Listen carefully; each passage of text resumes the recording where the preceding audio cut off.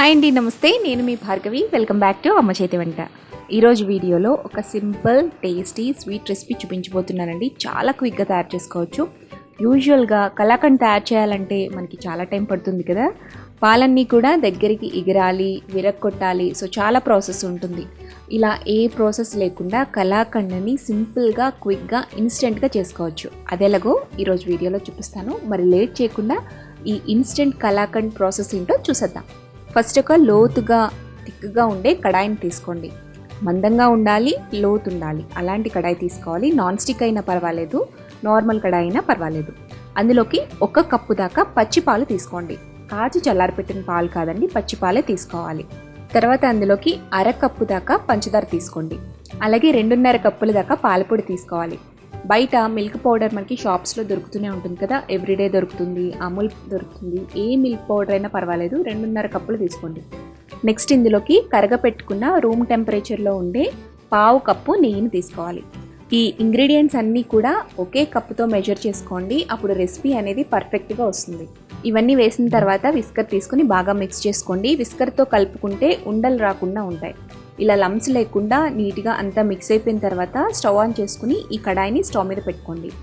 మంటని లో to medium ఫ్లేమ్లో అడ్జస్ట్ చేసుకుంటూ ఇదంతా దగ్గరికి అయిపోయి కలాకండ్ ప్రిపేర్ అయ్యేంత వరకు కూడా ఇలా స్పాచులాతో మిక్స్ చేసుకుంటూనే ఉండాలి. అడుగు పట్టకుండా చూసుకోండి.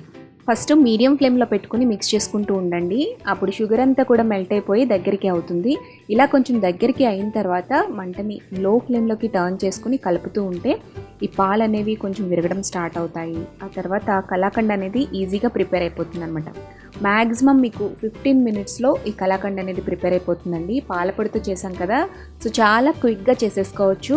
మీకు స్టేజెస్ కింద చూపిస్తున్నాను కదా, సో ఈ కన్సిస్టెన్సీ వచ్చేంత వరకు కూడా బాగా కలుపుకోవాలి. కొంచెం గోల్డెన్ కలర్ రావాలన్నమాట. అండ్ ఇది ప్యాన్ నుంచి వదులుతూ ఉంటుందండి, అంటే స్టిక్కీగా లేకుండా ఇలా దగ్గరికి అయిపోతూ ఉంటుందన్నమాట. అంతేకాకుండా ఈ కన్సిస్టెన్సీ అనేది ఇలా సాఫ్ట్గానే ఉండాలి, స్మూత్గానే ఉండాలి.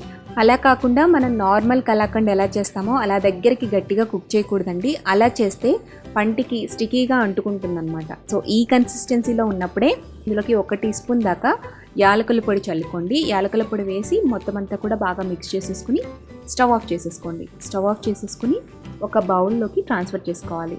నేను ఇక్కడ బటర్ పేపర్ని పెట్టాను, మీరు నార్మల్ నెయ్యి అప్లై చేసినా కూడా సరిపోతుందండి. ఇలా కలాకండ్ అంతా కూడా బౌల్లోకి ట్రాన్స్ఫర్ చేసేసుకున్న తర్వాత ఈవెన్గా స్ప్రెడ్ చేసేసేయండి. దీనిపైన సన్నగా కట్ చేసి పెట్టుకున్న డ్రై ఫ్రూట్స్ని యాడ్ చేసుకుని కొంచెం ప్రెస్ చేయండి. స్వీట్ షాప్ లుక్ రావడం కోసం కొద్దిగా సిల్వర్ ర్యాప్ని పైన అప్లై చేశానండి. ఇది నేను ఆన్లైన్లో బుక్ చేసుకున్నాను, అమెజాన్లో బుక్ చేసుకున్నాను. మీకు లింక్ కావాలంటే డిస్క్రిప్షన్ బాక్స్లో ఇస్తాను. ఆ ర్యాప్ని పైన స్టిక్ చేసేసిన తర్వాత దీన్ని ఇలా ఒక 2 to 3 అవర్స్ పాటు అలా వదిలేసేయండి. ఇది పూర్తిగా కంప్లీట్గా చల్లారిపోయిన తర్వాత దీన్ని పీసెస్లా కట్ చేసుకోవచ్చు. సో 2 అవర్స్ తర్వాత కంప్లీట్గా కూల్ అయిపోతుందండి. ఆ తర్వాత దీన్ని ఒక బౌల్లోకి ఉల్టా పెట్టి రివర్స్ చేసి డిమోల్డ్ చేసేసేయండి. తర్వాత పీసెస్లా కట్ చేసేసుకుని సర్వ్ చేసుకుంటే టేస్టీ ఇన్స్టెంట్ కలాకండ్ రెడీ అయిపోతుందండి. చాలా బాగుంటుంది, స్వీట్ షాప్ టేస్ట్ వస్తుంది అనమాట. సో కష్టపడి పాలన్నీ విరగొట్టుకొని పాలు దగ్గరికి అయ్యేంత వరకు టోటల్ 1.5 అవర్ టైం తీసుకునే బదులు ఇలా 15 to 20 మినిట్స్లో కలాకండ్ని మీరే ఇంట్లో మీ చేతులతో ఈజీగా తయారు చేసేసేయండి. సో మీరు ఈ కలాకండ్ని ఇంట్లో ట్రై చేశాక మీకు ఎలా వచ్చిందో నాకు కామెంట్ చేయడం మర్చిపోవద్దు. అలాగే ఈ వీడియో కనుక నచ్చినట్లయితే తప్పకుండా లైక్ చేయండి, మీ ఫ్రెండ్స్తో రిలేటివ్స్తో షేర్ చేయండి. మరిన్ని టేస్టీ సింపుల్ క్విక్ రెసిపీస్ కోసం అమ్మ చేతి వంట ఛానల్ని సబ్స్క్రైబ్ చేసుకోండి.